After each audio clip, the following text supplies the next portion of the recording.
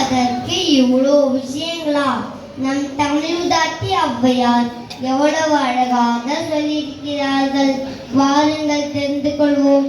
பார்க்காத பயிரும் கெடும், பாசத்தினால் பிள்ளை கெடும், ஏடாத கடனும் கெடும், கேட்கும் போது உணவு கெடும், தேடாத செல்வம் கெடும், திகட்டினால் விருத்தி கெடும், போதாத கல்வி கெடும், ஒழுக்கமில்லாத வாழ்வு கெடும், சேராத உறவு கெடும், பண் பேரம் கெடும், நாடாத நட்பும் கெடும், நயமில்லா சொல்லம் கெடும், வந்திக்காத பிள்ளை கெடும், அடைப்பட்டால் வாழ்வு கெடும், பிரிவா இன்பம் கெடும், மனதால் அமைதி கெடும், சினமிருந்தால் அறவு கெடும், சிந்திக்காத செயலும் கெடும், சோமினால் வளர்ச்சி கெடும், சுனமிருந்தால் வேலை கெடும், மோகித்தால் முறைமை கெடும், முறையற்ற உறவும் கெடும், அச்சத்தால் வீரம் கெடும், மதியமில்லால் முடிவும் கெடும், உழுவாத நிலமும் கெடும், உழைக்காத உடலும் கெடும், இழைக்காத கிணறும் கெடும், இலக்கை அழிக்கும் நாடும் கெடும், இல்லா வம்சம் கெடும், ஏக்கமில்லா மனிதர் கெடும், ஜோகேன துருவு கெடும், துறையில்லா வாழ்வு கெடும், ஓய்வில்லா முதுமை கெடும், ஒழுக்கமில்லா பெண்ணில் கெடும், அனல்லா ராசை கெடும்,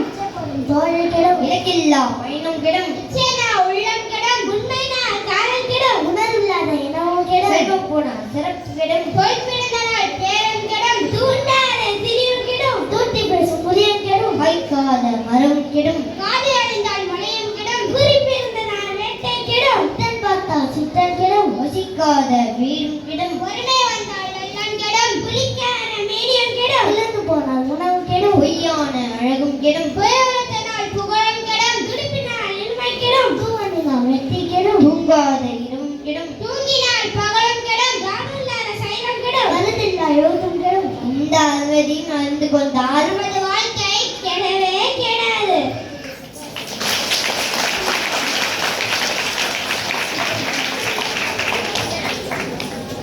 அருமை அருமை.